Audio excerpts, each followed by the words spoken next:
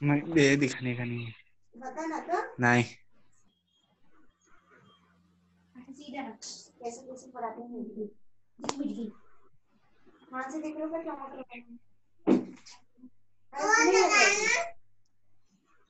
नहीं है ना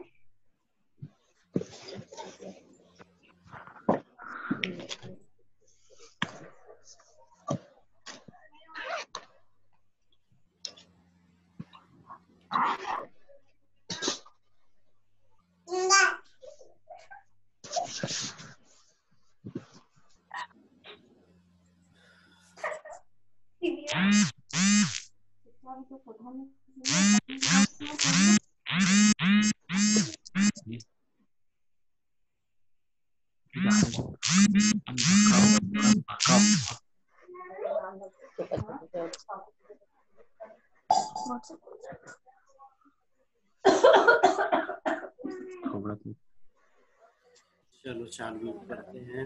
गुड मॉर्निंग।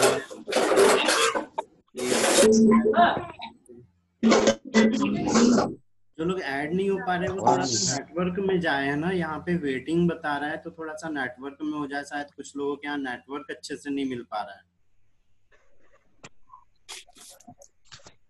नेटवर्क में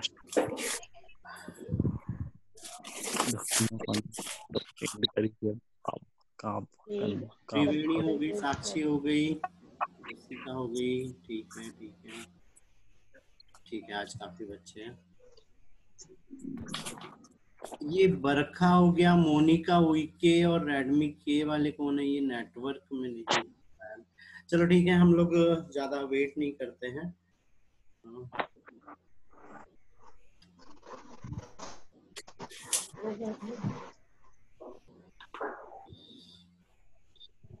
कोई बेटा मैसेज कर रहा है।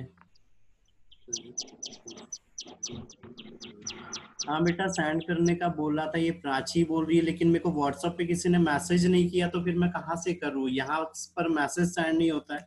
ये चैट में मैं अपना नंबर डाल रहा हूँ।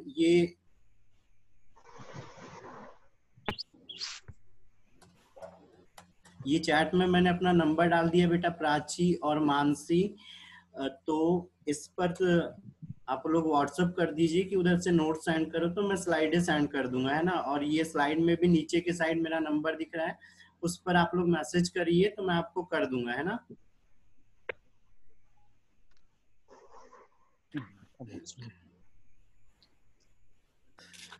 चलो ठीक है, आज हम क्वेश्चन आंसर कल देख रहे थे, है ना, लेकिन देख नहीं पाए थे अच्छे से, आज आगे के देखते हैं ना।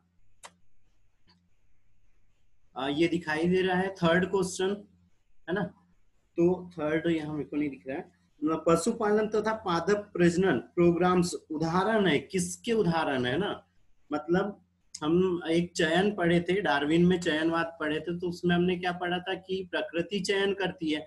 अब यहाँ पर क्या चीज हो रही है कि प्रकृति चयन नहीं कर रही है ना, हम पशुपालन कर रहे हैं या पादपों में प्रजनन करा रहे हैं, तो किस हिसाब से हो रहा है, वो हमारे हिसाब से होता है, हमको जो लक्षण चाहिए वो। तो यहाँ पर इसका आंसर क्या बन जाएगा, ये जो कृत्रिम चयन है वो, है ना, कि कृत्रिम चयन का उपयोग है पशुपालन और पादपों में प्रजनन। ठीक है। चौथा, विकास के लिए पैलेंटोलॉजी का प्रमाण दर्शाते, कौन दर्शाता है पैलेंटोलॉजिकल प्रमाण, कौन दर्शाता है, जीवाश्म को। हाँ, जीवाश्म दर्शाते हैं, ये सही आंसर है। ठीक है, अगला, व्हेल, चमगादड़, चीते व मनुष्य के अग्रपात के अस्थीय संरचना के समान होती है, क्यों समान होती है ये, क्योंकि वे समान कार्य करते हैं। साझा करते ये जो समान पूर्वजों को साझा करते हैं कि भ्रूणीय जो विकास हुआ है उसमें लगभग सारे भ्रूणीय अवस्थाएं समान है ना। ठीक है। एनालोगस अंग उत्पन्न होते हैं, एनालोगस अंग उत्पन्न किसके कारण होते हैं, एनालोगस मतलब समवृत्ति अंग, समवृत्ति अंग किसके कारण उत्पन्न होते हैं, एनालोगस ऑर्गन।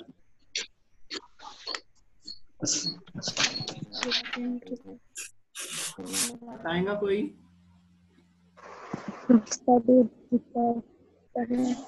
अपसारी विकास के कारण होते हैं, है ना।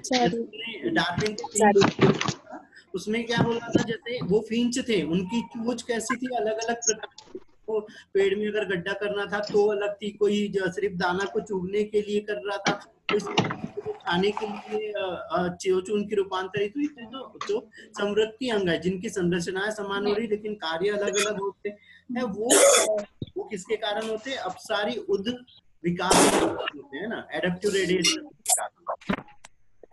ठीक है। उसके बाद है ये सर्वसम्मिता, हार्डी-विन वर्ग का सिद्धांत थी, इसमें क्या चीज है वो, हार्डी-विन वर्ग का सिद्धांत क्या बोलता है, पॉपुलेशन जेनेटिक्स में, हाँ, पॉपुलेशन जेनेटिक्स में, पॉपुलेशन जेनेटिक्स में, है ना, कि पॉपुलेशन के जो एलील वगैरह है वो कैसे एक पीढ़ी से दूसरी पीढ़ी में जा रहे हैं, उनकी आवृत्ति कितनी रहती है, उनमें चेंजेस कितना आता है, वो बताता है ना। ठीक है। अगला है एंटीबायोटिक प्रतिरोधी जीवाणु की उपस्थिति,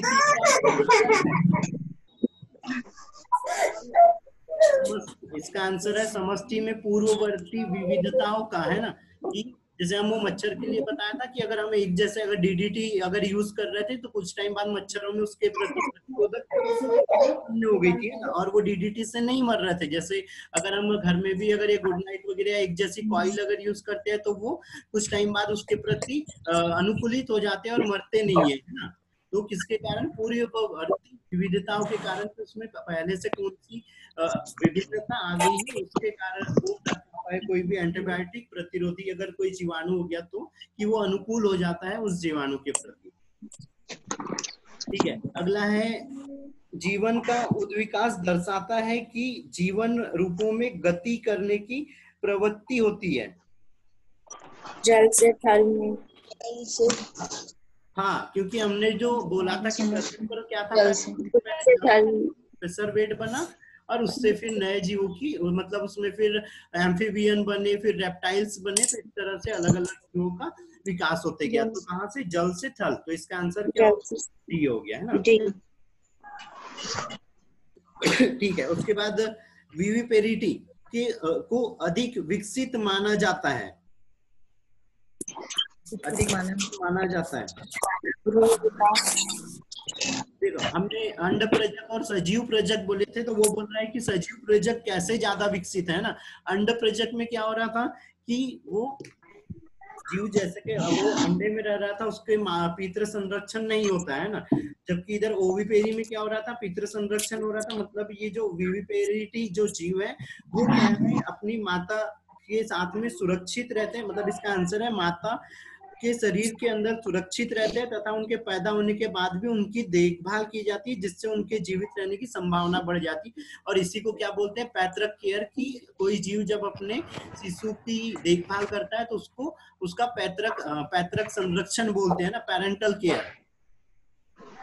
ठीक है, अगला है जीवाश्म सामान्यतः पाए जाते हैं। लगभग इसका आंसर काफी लोगों को पता होगा।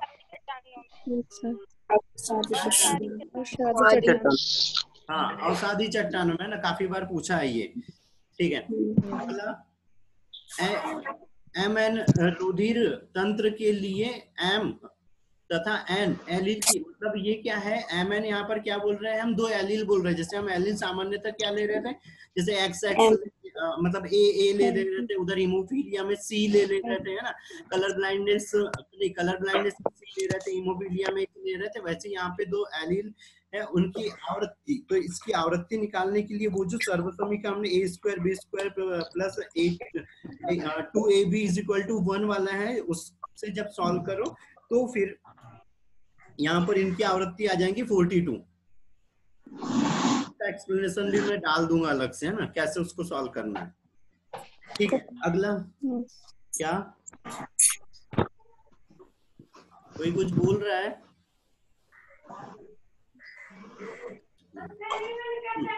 ठीक है, अगला, निम्न में से किस प्रकार का चयन मौत बिस्टन बेटुलेरिया में होने वाला औद्योगिक अतिकृष्णता की व्याख्या करता है? बिस्टन बेटुलेरिया है ना, ये जस्ट हमने कल एक स्लाइड देखी थी जिसमें तितली थी और एक डार्क थी और एक हल्की थी, है ना। तो पहले कैसा था उसका कलर, मेलानिन के कारण उसमें हल्का था। फिर जब उसमें वहां पे इंडस्ट्री में पॉल्यूशन वगैरह ज्यादा बढ़ने लगा, प्रदूषण बढ़ने लगा, तो उसके जीनों में क्या हो गया, म्यूटेशन हो गया, जिसके कारण उसका डार्क कलर हो गया। तो वो किस तरह का मतलब किस तरह का यहाँ पे विकास, क्या बोल रहे हैं, वो किस तरह का चयन प्रदर्शित करता है, किस तरह का चयन होता है। स्थिर है, स्थिर नहीं है क्योंकि कलर चेंज हो गया। विनाशकारी है, वो मरा क्या, नहीं मरा, है ना। कृत्रिम, हमने अपनी इच्छा से उसको चयन नहीं किया, तो कृत्रिम भी नहीं है। तो क्या है, दिशात्मक, दिशात्मक। हाँ, दिशात्मक है। ठीक है, ये ऊपर में दिख रही है यहाँ से ये पूरी स्लाइड क्वेश्चन दिख रही है। ये 14 क्वेश्चन दिख रहा है? हाँ मेरे को नहीं दिख रहा है। मानव के मूल उत्पत्ति का सर्वाधिक अपनाया जाने वाला क्रम कौन सा है? क्रम याद रखना है सारे लोगों को। बताओ कौन सा है, मैं आंसर नहीं करूंगा पहले।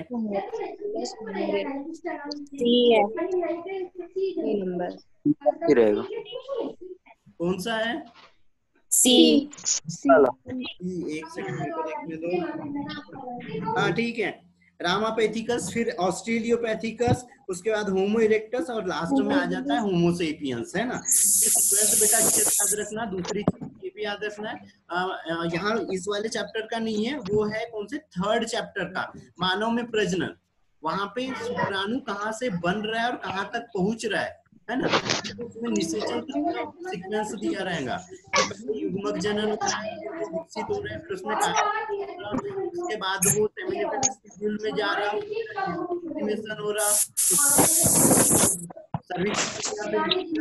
फैलोपियन ट्यूब और फैलोपियन ट्यूब की एम्पुला, ये सीक्वेंस भी याद रखना है। उसके बाद में एक 2nd चैप्टर का भी याद रखना है, परागकण का विकास वाला। ठीक है, अगला क्या है, लिंक स्पीसीज के लिए एक उदाहरण है। लिंक मतलब एक उदाहरण कौन है? लोग, समुद्री खरपतवार या टोड पक्षी या चिंपैंजी, किस जातियों को जो जोड़ रहा है? सर साउंड साउंड आ रहा है अभी। आ रहा है, करवा दूं ना सबको? आंसर भी चाहिए थे ना। ये इसका आंसर दोनों 16वें क्वेश्चन का भी आंसर कंफर्म करो। जब तक मैं 1 मिनट आए, कूलर चल रहा है मेरे इधर, इसीलिए शायद ज्यादा साउंड हो रहा है।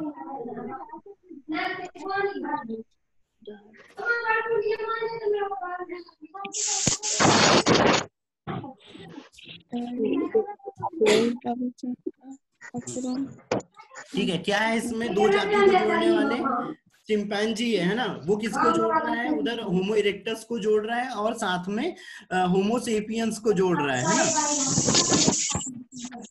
सबको म्यूट करवा दीजिए। ठीक है बेटा, फिर मेरे को आंसर कैसे मिलेंगे? चलो ठीक है, मैं ही आंसर देते जाऊंगा। कर दिया।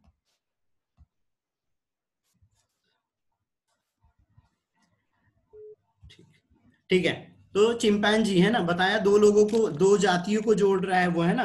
ठीक है, इसके बाद है यहाँ पे अगला सही जोड़ियां बनाना है। तो यहाँ पर क्या चीज हो रही है? डार्विन। तो डार्विन ने क्या बोला था? डार्विन ने क्या बोला था? प्राकृतिक चयनवाद दिया था, है ना। उसके बाद ओपेरॉन, ओपेरॉन ने क्या दिया था? बायोजिनेसिस, है ना, कि जर्मिनल या क्या बोलना चाहिए, जीवों की जो उत्पत्ति हुई है वो पहले से कोई जीवित चीजें थी, वो बताई थी उनने ओरिजिन ऑफ लाइफ में, है ना। लेमार्क ने क्या बोला था? अंगों का उपयोग और अनुप्रयोग बताया था, है ना। वो क्या, वॉगनर ने क्या चीज बताई थी? Continental drift theory. Continental drift theory क्या थी? कि सारे के सारे जितने भी जीव, मतलब जितने भी हमारे अभी कॉन्टिनेंट्स है, जितने भी महाद्वीप है, वो सबसे पहले क्या थे? सारे के सारे एक साथ में थे, और फिर वो धीरे धीरे टेक्टोनिक प्लेट्स में उसमें मूवमेंट्स होती गई, अंदर साइड में ज्वालामुखी वगैरह, अंदर के टेम्परेचर, अंदर की मेटल्स वगैरह में चेंजेस आते गए, और उसके कारण जो सारे कॉन्टिनेंट्स है वो अलग अलग हो गए और 7 कॉन्टिनेंट्स में बढ़ गए। तो ये किसने दिए थे? वॉगनर ने दिया था।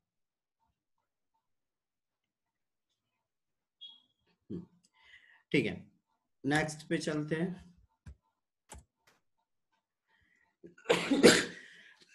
सॉरी। ठीक है, यहाँ क्या 1953 में एसएल मिलर ने प्रयोगशाला में प्राचीन पृथ्वी की स्थिति को बनाया और पूर्ववर्ती अजीवित कार्बनिक अणुओं से जीवन के प्रथम रूप की उत्पत्ति के लिए प्रायोगिक प्रमाण दिए। प्राचीन पृथ्वी की स्थिति को बनाने में शामिल था। तो पुरानी जो पृथ्वी थी उसका टेम्परेचर कैसा था? अगर कोई अनम्यूट हो तो बताओ। उच्च ताप था। और ज्वालामुखी तूफान। ज्वालामुखी का तूफान भी था। और मिलर यूरे का प्रयोग याद करो बेटा। मिलर यूरे का प्रयोग, वो जो सेकंड वाला फ्लास्क था उसके अंदर में हमने गैस भी बोली थी, उसके अंदर में कोई गैस थी। डी वाला है सर। मैथेन दिख रही है, अमोनिया दिख रही है ना, ये भी थी वहां पे। और हमने इधर से पानी की भाप को गर्म करके उस सेकंड फ्लास्क में भेजा था और फिर वहां पे स्पार्क किया था, है ना। तब वहां पे हमारे को जो एमिनो अम्ल वगैरह है या जो एसेंशियल प्रोटीन है वो हमको प्राप्त हुई थी नीचे साइड में, है ना। तो इसका आंसर क्या हो गया? उच्च ताप, ज्वालामुखी का तूफान, अमोनिया, मैथेन, साथ में वहां पे क्या थी? हाइड्रोजन और पानी भी था, है ना। जिसके कारण कैसा हो गया था? वहां का वातावरण अपचायक था, है ना। और ये क्वेश्चन और एक बताया था कि अपचायक वातावरण में ही जीवन की उत्पत्ति संभव है, अभी किसी भी तरह की कोई नई जीवन की उत्पत्ति नहीं हो रही। अगर वो पूछता है आदि पृथ्वी में जीवन की उत्पत्ति संभव थी लेकिन आज संभव है, हाँ या ना, या उसका रीजन दो तो क्यों? क्योंकि अभी का जो वातावरण है वो ऑक्सीकारक हो गया, पुराना वातावरण अपचायक था, जिसके कारण वहां पर जीवन की उत्पत्ति हो गई। अभी जीवन की उत्पत्ति संभव नहीं है। ठीक है जी सर। ठीक है, तो ये वाला चैप्टर हो गया खत्म, है ना। नेक्स्ट चैप्टर वो करते हैं।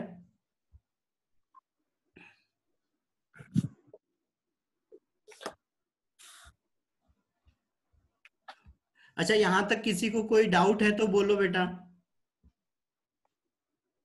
नहीं है सर। नहीं है? हम्म। अच्छा ठीक है, ठीक है। एक और चीज बता रहा था, फिर से शायद कल से आज कुछ ज्यादा लोग हैं इसीलिए, है ना।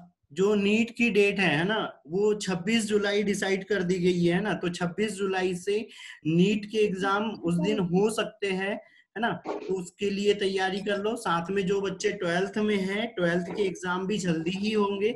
मेन के ही होना है, जैसे वोकेशनल वालों के नहीं होना है। बाकी जो अदर सब्जेक्ट बचे हुए, कोई सीबीएसई वगैरह वाले हैं, तो उनके वो वाले एग्जाम नहीं होना है ना। ठीक है। दूसरी और एक चीज बता रहा हूँ कि हमारा जो कनक एजुकेशन इंस्टीट्यूट है, इसके द्वारा जुलाई से अगर सारे एजुकेशन अगर इंस्टीट्यूट ओपन होते हैं या एजुकेशन सेक्टर ओपन होता है, तो 1 जुलाई से नीट क्लासेस चालू होंगी।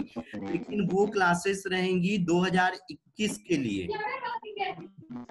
ठीक है, 2021 के लिए वो क्लासेस रहेंगी कि 2021 वाली नीट कोई दे रहा है या जीएनके कोई दे रहा है, तो इसमें खासकर वो लोग यहाँ पे ज्वाइन कर सकते हैं, है ना। मोबाइल नंबर दिया हुआ है, और इस बारे में अगर उनको और ज्यादा जानकारियां चाहिए तो वो मोबाइल नंबर पे, जो मोबाइल नंबर है मेरा, उस पे पूछ ले, है ना, या मैसेज कर दे। सर हमारे जीएनएसटी पीएनएसटी के एग्जाम्स ये जुलाई में ही होने हैं? ये इस बार वाले? हाँ सर। नहीं, अभी तो उसके फॉर्म ही नहीं निकले बेटा। अगर ये जून में अगर उसके फॉर्म निकल जाते हैं तो हो सकते हैं, नहीं तो फिर वो थोड़े से डिले होंगे। लेकिन उसमें और एक चीज चल रही है, अगर जीएनएसटी नीट के साथ अगर मर्ज कर देते हैं, तो फिर जो नीट के जिन लोगों ने भरे, वही लोग नर्सिंग में भी हो पाएंगे, बाकी नहीं हो पाएंगे। ओके सर, बट हमने तो नीट के फॉर्म फिल नहीं किए, फिर हम एग्जाम नहीं दे पाएंगे क्या? नहीं, फिर नहीं दे पाओगे बेटा। अगर किस्मत खराब रही हो, जीएनएसटी पीएनएसटी के फॉर्म नहीं निकल पाए, तो फिर नहीं दे पाओगे। अगर निकल जाते, अभी ऐसा कंफर्म नहीं है, क्योंकि ये कोरोना के कारण अभी कुछ भी चीजें डिसाइड नहीं है ना, तो अभी कुछ भी हो सकता है ना। तो अभी जैसे जून में निकलते हैं, जून के फर्स्ट वीक में उसके फॉर्म निकलते हैं, तो अभी तो हम वेट कर सकते हैं। अभी अपना मई चल रहा है, अगर निकल जाते हैं तो अच्छी बात है ना। और जो मुल्ताई या बैतूल डिस्ट्रिक्ट वाले बच्चे हैं, वो लोग अगर 1 जुलाई से क्लासेस ज्वाइन करते हैं, तो इन्फॉर्म करे या कॉल करके बाकी की जानकारी ले सकते हैं। और वो रहेंगी 2021 की नीट और जीएनएसटी के लिए। ठीक है, इस वाली के लिए नहीं। और इस वाली के लिए भी अगर कोई आते हैं, जैसे ये 26 जुलाई डिसाइड हुई है, तो ठीक है, 26 दिन में उनका रिवीजन वगैरह सारी चीजें करा दूंगा। लेकिन वो इंस्टीट्यूट आना पड़ेगा, और ऑनलाइन क्लासेस में टाइम हम डिसाइड करेंगे तभी चलेंगे। ठीक है, अच्छा ठीक है। आगे बढ़ते हैं हम। यहाँ पे स्क्रीन पे तुम लोगों को क्या दिख रहा है? ये कनक वाला लोगो वाला दिख रहा है या कुछ नहीं दिख रहा है? दिख रहा है, हाँ चलो ठीक है। ठीक है, आज का चैप्टर 8th चैप्टर है, ये भी 12th का ही चैप्टर है, ह्यूमन हेल्थ एंड डिसीज, है ना, मानव स्वास्थ्य और बीमारियां, है ना। यहाँ पे कोई हेल्थ की डेफिनेशन बताएगा मेरे को? हेल्थ की डेफिनेशन बताओ, स्वास्थ्य क्या होता है? जो मेंटली, फिजिकली, सोशली हेल्दी हो, फिट हो, उससे हेल्थ बोलेंगे, उसका डेफिनेशन। आपका नाम बताओगे बेटा? प्राची शुक्ला। आप हमारे ओकेशनल में से तो नहीं हो, या 12th के स्टूडेंट हो? नहीं सर, मैं प्रिपरेशन कर रही हूँ जीएनएसटी पीएनएसटी की। अच्छा हाँ ठीक है। नहीं, इसमें आज कुछ हमारे टीचर लोग भी जुड़े हुए हैं, या हमारे नर्सिंग के भी लोग जुड़े हुए हैं, इसीलिए। ठीक है,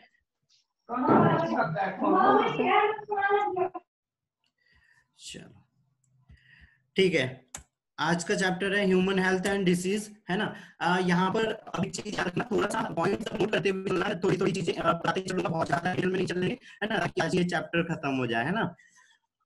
शायद हाँ, एक और चीज है, जितने भी लोग जुड़े हुए हैं,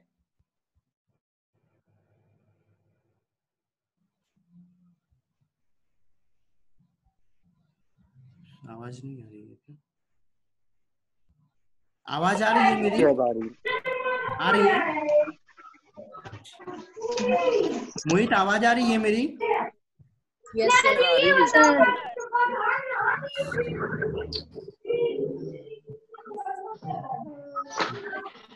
आपकी आवाज आ रही है बेटा? हाँ सर आ रही है। आ रही है। ठीक है। ठीक है, पॉइंट्स नोट करते हुए चलना है ना। ठीक है, हेल्थ के लिए वही कि जो फिजिकल, मेंटल, सोशली अगर अच्छा है, जिसमें किसी भी तरह की उसकी बॉडी की फंक्शनिंग में कोई एब्नॉर्मलिटी नहीं है, तो वो जो स्थिति होती है वो क्या कहलाती है? स्वास्थ्य कहलाती है, हेल्थ कहलाती है। और कोई भी व्यक्ति के ऊपर जो स्वास्थ्य है उसके लिए उसके आसपास का इन्वायरमेंट, उसका सोशल कॉन्टेक्ट, उसका मेंटल हेल्थ ही डिपेंड करती है कि वो स्वस्थ है या नहीं है ना।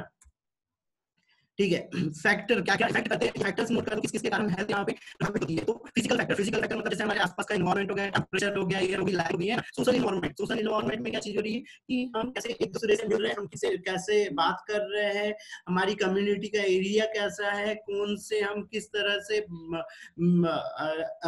कम्युनिकेशन कर रहे हैं, वो है ना। फिर पब्लिक क्लीननेस मतलब बाहर का जो हमारे आसपास का इन्वायरमेंट है, हमारी सोसाइटी कैसी है, क्लीन है, जैसे हमारी मोहल्ला हो गया, हमारी गलियां हो गई, घर के आसपास का इन्वायरमेंट क्लीन है नहीं है, उसके कारण भी हेल्थ इफेक्ट होती है।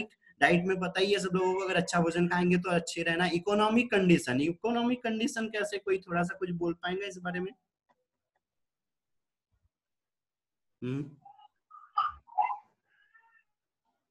इकोनॉमिक कंडीशन, अरे भाई इकोनॉमिक कंडीशन मतलब आर्थिक स्थिति। अगर आर्थिक स्थिति नहीं है तो हम अच्छे से भोजन वगैरह या जो भी हमको चीजें चाहिए खाने वगैरह के लिए, या जो भी हमारे लाइफ सरवाइव करने के लिए हमको जो चीजें चाहिए वो हमको प्रॉपरली नहीं मिल पाएंगी, तो हमारी हेल्थ भी उससे बिगड़ेगी। पर्सनल हाइजीन बॉडी की। Good morning Radha Raman sir. Good morning sir. ठीक है सर, आगे बढ़ते हैं, अभी फिर बात करेंगे। ओके। ठीक है, पर्सनल हाइजीन में क्या हो रहा था, बॉडी की और साथ ही साथ में हमारी बॉडी के साथ साथ हमारा जो होम है उसमें भी हमको हाइजीन मेंटेन करके रखना है, साफ सफाई रखना है ना। रेगुलर एक्सरसाइज क्यों जरूरी है हेल्थ के लिए? कि हमारी बॉडी के सारी मसल्स वगैरह, सर्कुलेशन, नर्वस सिस्टम वगैरह अच्छे से रहे, सारे सेंसरी ऑर्गन अच्छे से काम करे, उसके लिए हमको एक्सरसाइज करना है, तो हमारी हेल्थ अच्छी रहेगी, है ना। रिलैक्सेशन के में क्या है कि हमको कम से कम 5 से 6 घंटे तक की नींद रहेगी तो हमारी बॉडी अच्छे से रहेंगी। योगा वही एक्सरसाइज जैसे आ गया। हेल्थी हैबिट मतलब जो हमारा डाइट प्लान है, जो डेली का प्लान है, वो हमारा अगर सही रहता है तो हमारी हेल्थ अच्छी रहेंगी। अदर फैक्टर में आता है कि इंडस्ट्री वगैरह हो गई, हमारा ऑक्यूपेशन क्या है, हम काम क्या कर रहे हैं, हम ट्रेवल वगैरह कैसे कर रहे हैं, ये चीजें भी हमारी हेल्थ के ऊपर इफेक्ट करती है। ठीक है, अब यहाँ पर बात करते हैं टाइप ऑफ डिसीज की, कि डिसीज में कैसे। तो डिसीज क्या चीज है?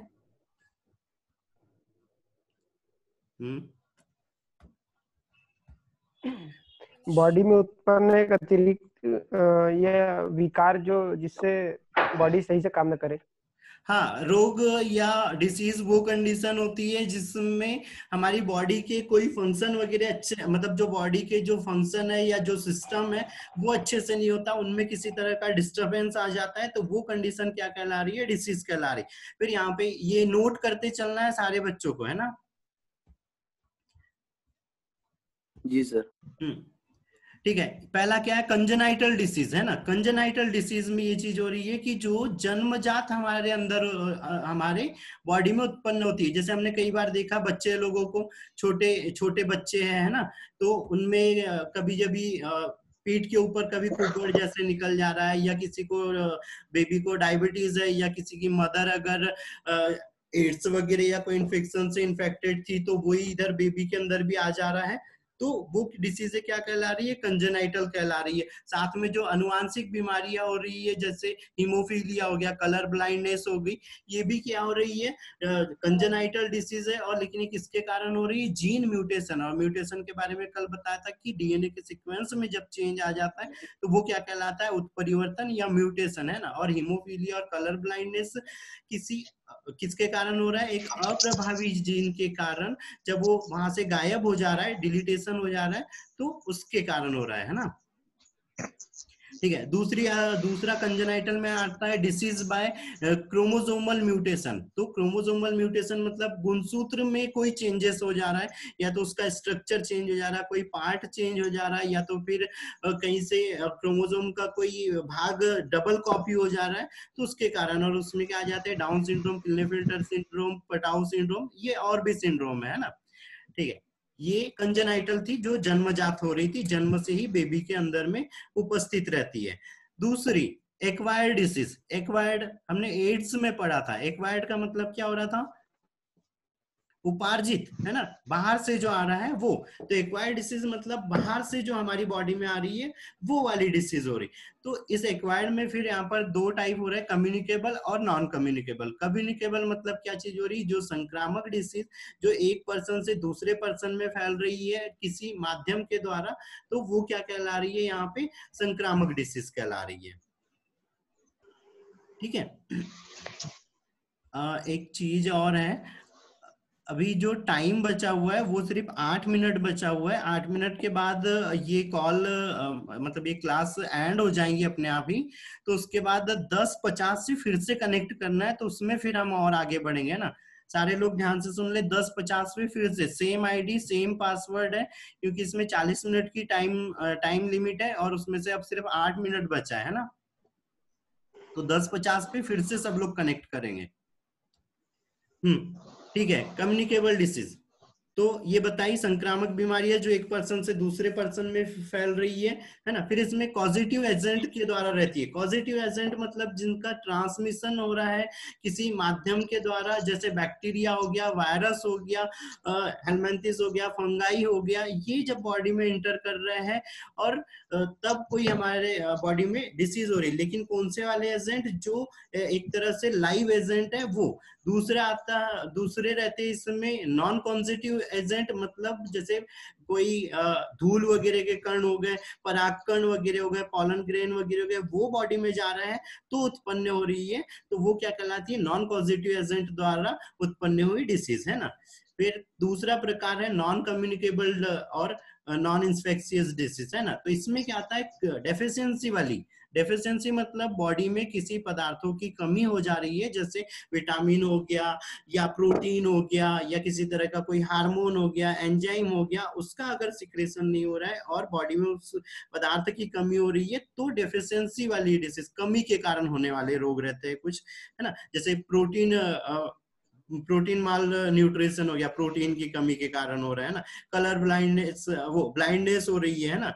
फिर डीजनरेटिव डिसीज में क्या आ जाती है, जैसे ऑटो इम्यून डिसीज आ जाती है कि बॉडी के स्ट्रक्चर के कारण ही, या बॉडी का कोई स्ट्रक्चर अच्छे से नहीं बन रहा है, या इम्यून सिस्टम की कोई गड़बड़ी के कारण बॉडी के कोई टिश्यूज वगैरह नष्ट हो रहा है। तो फिर कैंसरस डिसीज, तो कैंसरस डिसीज या ऑन्कोजेंस एक वर्ड आएगा यहाँ पे। ऑन्कोजेंस का मतलब ये हो रहा है वो वाले पदार्थ जो कैंसर उत्पन्न करते हैं बॉडी में आके, है ना।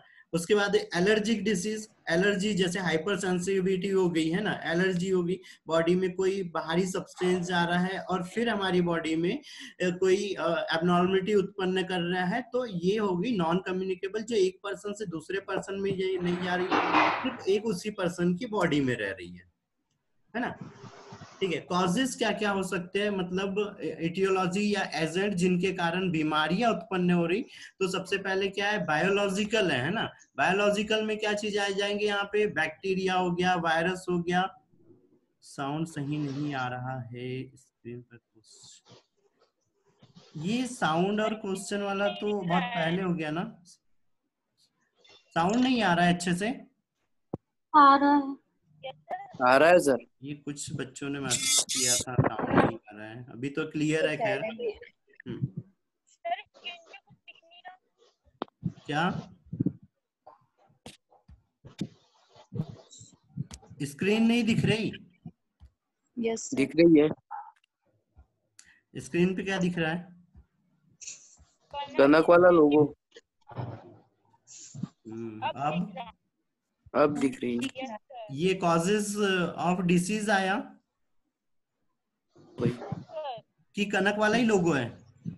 नहीं, आ गया ये शायद causes of disease, etiology and agents. हाँ ठीक है, ठीक है।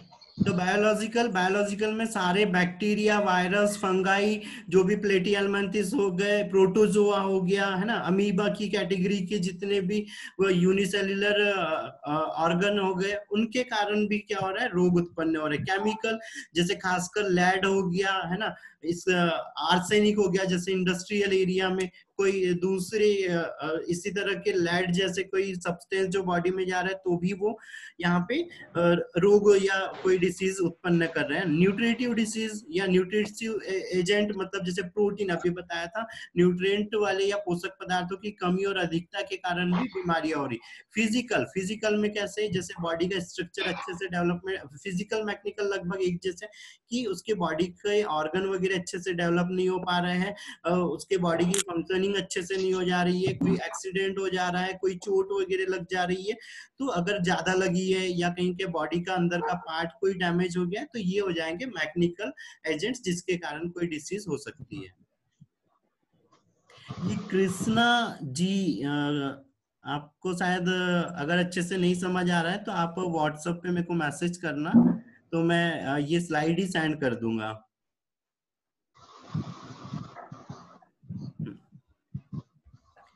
ठीक है, अगला कैसे ट्रांसमिशन हो रहा है डिसीज का, है ना, कैसे एक पर्सन से दूसरे पर्सन में जा रही। तो यहाँ पे दो तरह का रहता है, एक डायरेक्ट है, दूसरा इनडायरेक्ट है ना। डायरेक्ट मतलब सीधे पर्सन के मतलब एक इन्फेक्टेड पर्सन से दूसरे इन्फेक्टेड पर्सन में चले जा रही है ना, जैसे डायरेक्ट कांटेक्ट हो गया, है ना। तो डायरेक्ट कांटेक्ट में क्या चीज हुई कि, एक सेकेंड, डायरेक्ट कांटेक्ट है ना।